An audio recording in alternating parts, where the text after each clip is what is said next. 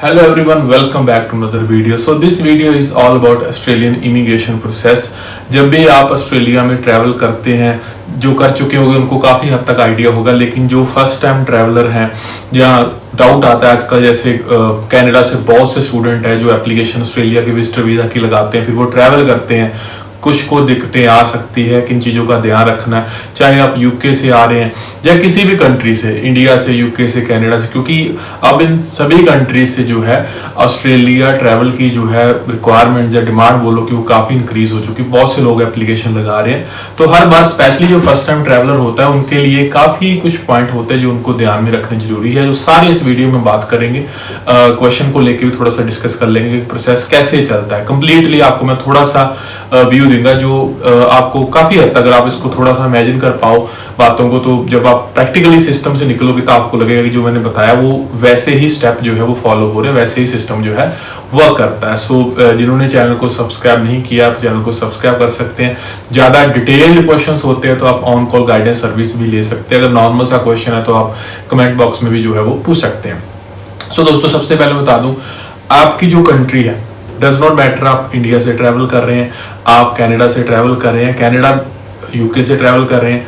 क्योंकि Canada UK मैंने इसीलिए ऐड किया क्योंकि आजकल की डेट में बहुत सा ट्रैवल कनाडा से डायरेक्ट हो रहा है। वो एप्लीकेंट है यंग एप्लीकेंट है, तो कहीं ना कहीं उनको भी एयरपोर्ट पे दिक्कत आ सकती है, क्योंकि देखो ऑस्ट्रेलियन जो बॉर्डर एजेंसी होता है उनको पता होता है कि ज्यादातर अब लोग ट्रेंड चल रहा है कनाडा से आ रहे हैं, वापस नहीं जा रहे। ऐसे इंडिया से लेके भी ज्यादातर यंग एप्लीकेंट को लेके थोड़ा सा क्वेश्चनिंग एक्स्ट्रा होती है। तो क्या चीजें, पहले प्रोसेस बताता हूँ कैसे होता है। आप किसी भी कंट्री से जो है आप फ्लाई करते हैं, सबसे पहले तो आप जहां भी हो लोकल इमिग्रेशन का एक प्रोसेस होता है, जिसमें जब आप कंट्री एग्जिट करते हो, जैसे दिल्ली से करते हो, तो आपको इमिग्रेशन के प्रोसेस में से निकलना पड़ता है।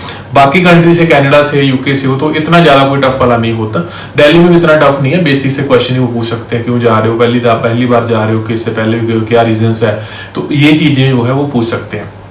उसके बाद आप फ्लाइट में बैठे हो, फ्लाइट हो सकता है आपकी जो है वाया रूट से हो सकता है डायरेक्ट ना हो, आपकी सिंगापुर से काफी रूट ऑपरेट होते हैं, या मलेशिया से भी हो सकता है, या XYZ कंट्री से होता है। अब कई बार क्या होता है कि जो आपका कनेक्टिंग फ्लाइट है ना, वहां पे भी कई बार कुछ क्वेश्चनिंग हो जाती है। वैसे ऑस्ट्रेलिया में तो, न्यूजीलैंड में तो चलो खास होती है, ऑस्ट्रेलिया में मैंने ज्यादा नहीं देखा कि इन प्लेसेस के ऊपर, हम मलेशिया को छोड़ दे, सिंगापुर में मैंने आज तक नहीं देखा, मलेशिया को छोड़ दे, मलेशिया मैंने थोड़ा सा देखा है कि थोड़ा सा क्रॉस चेक करते हैं, अदरवाइज सिंगापुर रूट से मैंने नहीं देखा। तो वो बेसिक सी चीजें पूछ सकते हैं, तो आप अपना प्लान उस हिसाब से लेके चलो। वहां मतलब ज्यादा कोई इमिग्रेशन वाला का इतने हार्ड टफ नहीं चीजें होती। लेकिन मेन जो स्टोरी शुरू होती है वो होती है जब आप लैंड करते हो ऑस्ट्रेलिया में, किसी भी एयरपोर्ट पे, आप मेलबर्न में हो, आप सिडनी में, पर्थ में, एडिलेड में हो, आप ब्रिस्बेन में, कहीं भी लैंड करते हो, तो सबसे पहले क्या होता है कि आप एरोप्लेन से निकलते हो, प्लेन से आप जो है बाहर निकलते हो, तो आपका जो वे होता है एक्चुअल में ऐसे ही डिजाइन होते हैं एयरपोर्ट की, आप एग्जिट की तरफ कभी नहीं जा सकते। आपका जो वे होगा आपको लीड करेगा डायरेक्ट टू इमिग्रेशन, मतलब बैगेज कलेक्शन में बाद में आएगी, पहले वो आपको इमिग्रेशन में लेके जाएगा। पूरा प्लेन एक ही तरफ भागा जा रहा होगा, आपको पता लग जाएगा। आप भागने का रीजन क्या होता है कि जब प्लेन सारा एक तरफ जाता है तो वहां जो काउंटर्स होते हैं, जब आप यहाँ पहुंच जाते हो, वो लिमिटेड होते हैं। कई बार तो 4-5 काउंटर ही ऑपरेट हो रहे होते हैं, क्योंकि फ्लाइट के हिसाब से सिस्टम चलता है। तो सभी को होता है कि जल्दी से जल्दी लाइन में लगे, क्योंकि जब तक आप लाइन में लगोगे आपके लाइन इतनी बड़ी हो चुकी होगी, शायद आपको वहां 25-30 मिनट का नॉर्मल वेट करना पड़ सकता है। तो जब एयरपोर्ट पे आप इमिग्रेशन को लीड हो गए, आपका जो वे है, आप इमिग्रेशन की लाइन में लग के, तब आप थोड़ा सा मॉनिटर कर सकते हो। हालांकि उस टाइम से ही आपकी जो मॉनिटरिंग है वो स्टार्ट हो जाती है। जी हाँ, जैसे आप उस लाइन में लगते हो, आप थोड़ा सा ज्यादा, बिल्कुल ऐसा ना हो कि बंदे को उनको डाउट ही हो जाए, क्योंकि आपको वॉच किया जा रहा है। हर तरफ बड़े बड़े कैमरे लगे, ग्लास होगा गोल राउंड कलर का, आपको दिख जाएगा कि हर कॉर्नर से आपके जो मूवमेंट्स है उसको ऑब्जर्व किया जा रहा है। तो नर्वसनेस इतनी ज्यादा वहीं से मत दिखाएं, आप नॉर्मल लाइन में रहें। ऐसा नहीं कि बिल्कुल आप कैमरों को घूरते चलो, जब उनको डाउट हो कि ये बंदा बहुत ज्यादा पजल हो रहा है, बहुत टेंशन भी हो रहा है। नॉर्मल बैठो, कैसे प्रोसेस चल रहा है, आप आगे वालों को देखो जो इमिग्रेशन क्लियर कर रहे हैं उनसे क्या पूछ रहे हैं। तो काउंटर्स होंगे, ज्यादातर को 1-2 क्वेश्चन ही वो पूछते हैं। तो काउंटर पे आप देखोगे जो आपसे आगे भी होंगे तो वो सिंपल आपका पर्पस पूछते हैं, क्यों आए हैं, ठीक है। स्टूडेंट वाला है तो उनके पास रीजनिंग होती है, वो स्टडी के लिए आए हैं, तो उनके लिए रिटर्न की टिकट वगैरह का कोई इश्यू नहीं होता। लेकिन जो जैसे कनाडा से हैं या इंडिया से ट्रैवल कर रहे हैं, तो इनमें जो कैटेगरी वाइज है। अगर एज्ड पीपल है तो उनसे कोई क्वेश्चनिंग ज्यादा नहीं होनी, यंगस्टर है विजिटर पे है उस पर क्वेश्चनिंग थोड़ी सी ज्यादा हो सकती है, क्योंकि वो पूछ सकते हैं कि आपका पर्पस कन्वर्ट करने का तो नहीं है। तो सबसे पहले आप काउंटर पे जाते हो, ग्रीटिंग करो, ठीक है, इंग्लिश को थोड़ा सा ध्यान से सुन लो, बेसिक से क्वेश्चन ही होने हैं, आपसे वो पासपोर्ट मांगेंगे आपका, उसके बाद बेसिक क्वेश्चन पूछेंगे योर पर्पस ऑफ विजिट, आप क्यों आए। हालांकि प्लेन में ही आपको एक इनकमिंग पैसेंजर कार्ड मिल जाएगा, एक कार्ड होता है, मैं स्क्रीन में लगा दूंगा कहीं ना कहीं, उस कार्ड पे ऑलरेडी आपके काफी हद तक क्वेश्चन आपने आंसर कर दिए होते हैं, इंक्लूडिंग आपने कहाँ रहना है, आपका इमरजेंसी कांटेक्ट क्या है, आप क्या चीजें लेके आ रहे हो, आपके पास कोई सीट्स वगैरह तो नहीं है, कोई बायो का कुछ ना कुछ जो डेंजरस हो सकता है वो तो नहीं है, कोई वुड के आर्टिकल तो नहीं है, कोई फ्रूट वगैरह तो नहीं है, वो सारा आपने डिक्लेयर कर लिया। उसी को जैसे वो देखेंगे उसके बाद थोड़ा सा पहले बेसिक क्वेश्चन ही कर लेंगे, कितना how long you planning to stay here, तो ऐसे एक दो बेसिक क्वेश्चन विजिटर वालों से पूछ लेंगे। उसके बाद आपका पैसेंजर कार्ड देख के कि आपने कोई मेडिसिन लेके आए हो, अगर टिक भी किया तो आपको बताना पड़ेगा कोई प्रिस्क्रिप्शन है कि नहीं है, वो आपको उनको बताओ।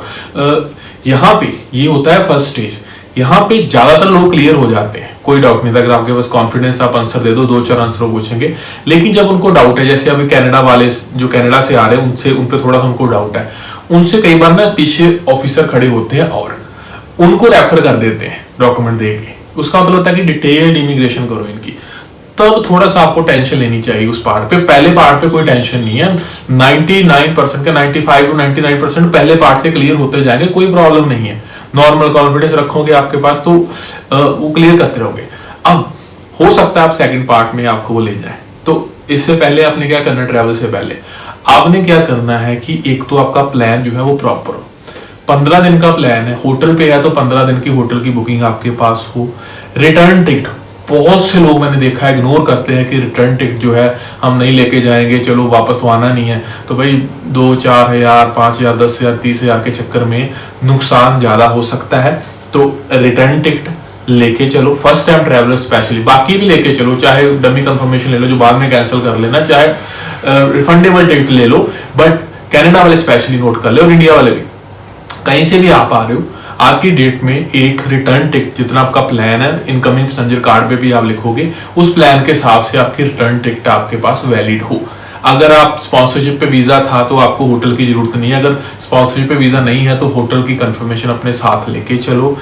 कॉन्फिडेंस है तो बहुत सी चीजें मैनेज हो जाती है। कितने दिन का प्लान है, क्या क्या चीजें घूमनी है, उसका भी रिसर्च कर लो। ये मैं इस हिसाब से बता रहा हूँ कि मान के चलो कि शायद आपको सेकंड स्टेज में वो रेफर कर दें, ठीक है। अगर आपने होटल में लगाया है वीजा, आपके फोन में किसी का भी ऑस्ट्रेलियन कांटेक्ट या व्हाट्सएप चैट नहीं होनी चाहिए। अगर स्पॉन्सरशिप पे भी लगाया है तो किसी से भी आपका कम्युनिकेशन है, जी yes I am coming, I am planning to convert my visa, जब हमारा एजेंट से टच में हो, वो कह रहे हैं yes first come here then we will see, ऐसी कोई बातें हो रही हैं, तो ये सारी चैट आपके फोन से डिलीट होनी चाहिए। कुछ भी ऐसा ना हो जो डिटेल में उनको लगे कि डाउटफुल चीज है। ये मैं तब बात कर रहा हूँ जब सेकंड स्टेज में रेफर हो गए, क्योंकि तब वो सब कुछ चेक कर सकते हैं, आपका फोन भी चेक कर सकते हैं। एजुकेशन डॉक्यूमेंट कुछ भी हो जाए, कहीं भी छोड़ने पड़े, चाहे बाद में कोरियर करने पड़े, आप साथ में नहीं लेके आओगे जो कन्वर्ट करने के पर्पज में है। देखो ये मैं डिटेल में उनके लिए बता रहा हूँ जो हाई रिस्क वाले होते हैं। पेरेंट्स हैं उनको कोई दिक्कत नहीं है, इनकमिंग पैसेंजर कार्ड आपको प्लेन में कोई ना कोई हेल्प कर देगा, भर लोगे, कोई दिक्कत नहीं। आपको 1-2 क्वेश्चन ही वो पूछेंगे नॉर्मल, अगर इंग्लिश नहीं भी समझ में आती डोंट वरी, पेरेंट्स की मैं बात कर रहा हूँ। लेकिन जो स्टूडेंट है उनको पूरा ध्यान रखना है, स्टूडेंट पे ये इंप्लीमेंट ज्यादा नहीं होता, ये मैं विजिटर के हिसाब से बता रहा हूँ। स्टूडेंट में कोई ज्यादा टेंशन नहीं है, बेसिक सी क्वेश्चनिंग होती है, आपकी यूनिवर्सिटी कौन सी, आपका कॉलेज कौन सा है, अपनी सीवी दिखा दो, 2-4 क्वेश्चन पूछ के चलो जी आप क्लियर हो, कोई चिंता वाली बात नहीं है। अब जो विजिटर वाले जिसको सेकंड स्टेज में रेफर कर दिया, तो उस स्टेज में ऑफिसर होता है वो डिटेल में, मतलब मान के चलो उसको आप पे डाउट है, तो अब डाउट वो अपना पक्का करने के लिए कुछ रीजन ढूंढ रहा है, तो आपने वो रीजन नहीं देना। आपका कॉन्फिडेंस कहीं भी लैक नहीं करना चाहिए। आपने पहले खुद को ट्रस्ट में लो कि आप खुद को भी आपको बताना पड़ेगा कि आप वापस जा रहे हो, तो मतलब खुद के माइंड में भी चीजें होनी चाहिए कि मेरा प्लान वापस जाने का, उसमें आप रीजनिंग दो। अगर आप इंडिया से हो तो अपने बैक होम टाइज के बारे में बताओ, अगर आप कनाडा से यूके से हो तो आपकी स्टडी की जो पेंडिंग है, जो आपका जो वीजा स्टेटस है, आपकी जॉब है, उसके बारे में थोड़ा सा बताओ। फिर वो पूछेंगे कितने पैसे आप लेके आए हो, तो थोड़े बहुत पैसे आपके पास हों या एटलीस्ट अकाउंट में हो, स्पेंडिंग के लिए आपका प्लान क्या है, ये सारा कुछ। और अगर वो व्हाट्सएप की चैट देखते हैं तो प्लीज उस चीज को थोड़ा सा ध्यान रखना। अगर होटल में केस है तो आपके पास कोई भी ऑस्ट्रेलिया होटल का हो सकता है नंबर, कोई भी रिलेटिव का, नोन का ऑस्ट्रेलियन कांटेक्ट नहीं होना चाहिए, क्योंकि फॉर्म में नहीं लिखा। ये चीजें आप ध्यान रखना, नहीं तो बहुत बड़े आप रिस्क में पड़ सकते हो।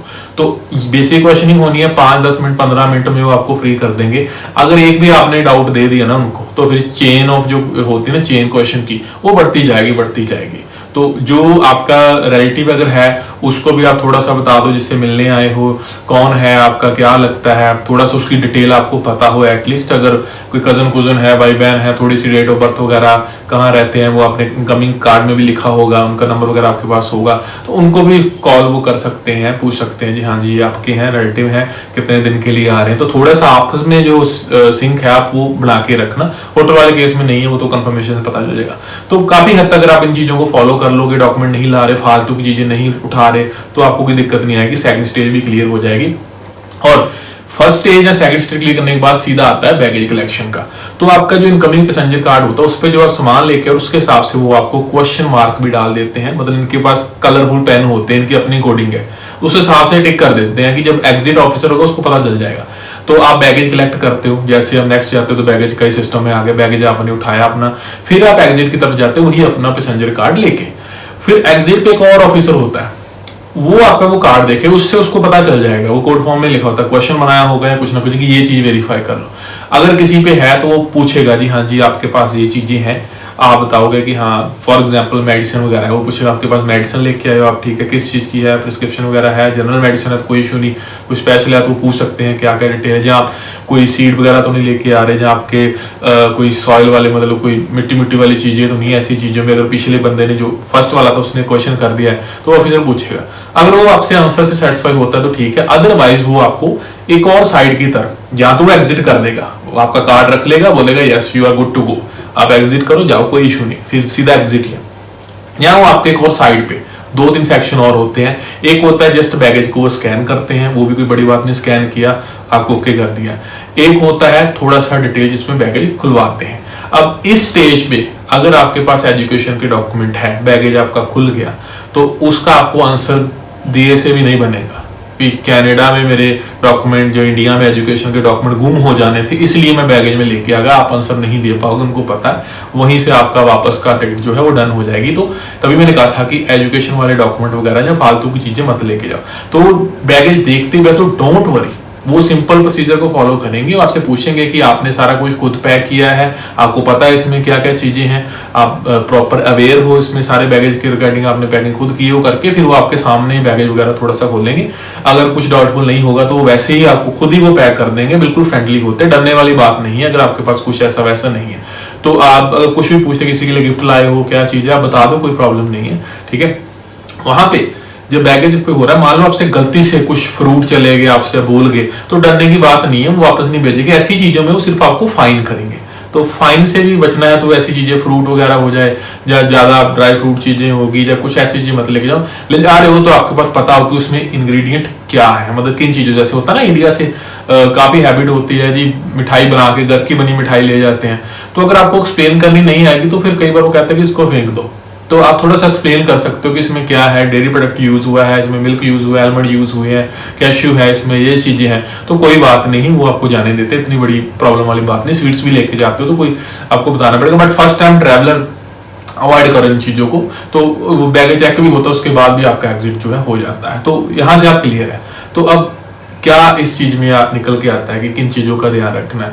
एक तो कॉन्फिडेंस आपका मस्ट है, कॉन्फिडेंस आप हाई रखो, आपका प्लान जो है रिटर्न का प्रॉपर हो, रिटर्न टिकट आप लेके आओ, होटल हो तो होटल आपका बुक हो, आपने क्या क्या घूमना है वो आपको थोड़ा सा प्लेसेस के बारे में पता हो, आपका अगर कोई रिलेटिव हो उसके बारे में आपको सारा कुछ पता हो, कहाँ रहता है, क्या करता है, A to Z इन्फॉर्मेशन आप लेके रखो। उसके बाद जो फालतू की चीजें हैं, जैसे जो मेडिसिन नहीं भी चाहिए, ऐसी कोई मेडिसिन है जहां आपके पास जो है सीड्स वगैरह नहीं लेके जाने, आपने एजुकेशन के डॉक्यूमेंट बिल्कुल नहीं लेके जाने, कोई क्वालिफिकेशन के डॉक्यूमेंट है, कोई CV बना के आप रख के बैठे हो, ऐसी चीजों को अवॉइड करो। अदरवाइज कोई दिक्कत नहीं है, बहुत फ्रेंडली इमिग्रेशन सिस्टम है। बेसिक हो सकता है कि आप जो वीडियो देख रहे हो, ट्रैवल करेगा, वो सोचेगा कि वीडियो तो जितनी बताई उसमें से मुझसे तो कुछ नहीं पूछा। ज्यादातर से ऐसा ही होना है कि आपको कोई दिक्कत नहीं आनी अगर थोड़ा सा आप जो है चीजों को फॉलो करके चलते हो।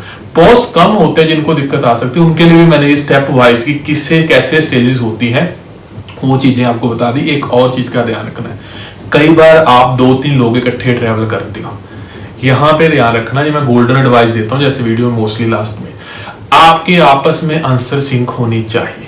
क्योंकि अगर आप 2-3 लोग हैं ना, कई बार यंगस्टर होते हैं, 2-3 लोग घूमने गए हैं, ठीक है, एजेंट से वीजा लिया तो उसने तीनों की टिकट इकट्ठी करा दी, तीनों इमिग्रेशन में खड़े हो, तीनों पे डाउट हो गया, तो 1 बाय 1 वो अलग अलग बिठा के आपके क्रॉस क्वेश्चनिंग करेंगे, वही क्वेश्चन उसको, वही क्वेश्चन उसको, आपको क्या लगते हैं वो, कैसे जानते हो, क्या घूमने आए हो, कहाँ घूमना है, तो आपके आपस में बैठ के डिस्कस कर लेना कि क्या क्या चीजें आपने घूमनी है, क्या क्या आपके प्लेसेस, क्या आपका पर्पज है, कब आप रिटर्न कर रहे हो, क्या क्या सिनेरियो, तो आपके लिए यहाँ भी जो है कोई दिक्कत नहीं आएगी। तो ये इमिग्रेशन के रिगार्डिंग थे, बहुत फ्रेंडली इमिग्रेशन सिस्टम होता है, वरी करने की जरूरत नहीं है, कॉन्फिडेंस रखो, फालतू की चीजें मत लेके चलो, रिटर्न टिकट वगैरह प्रॉपर, होटल की कंफर्मेशन या इन्वाइटर के डॉक्यूमेंट, हर एक चीज आपके टिप्स पे हो, कोई दिक्कत आपको जो है नहीं आएगी। सो और वीडियो के लिए आप चैनल को सब्सक्राइब कर ले। मिलते हैं नेक्स्ट वीडियो में, टिल देन बाय बाय।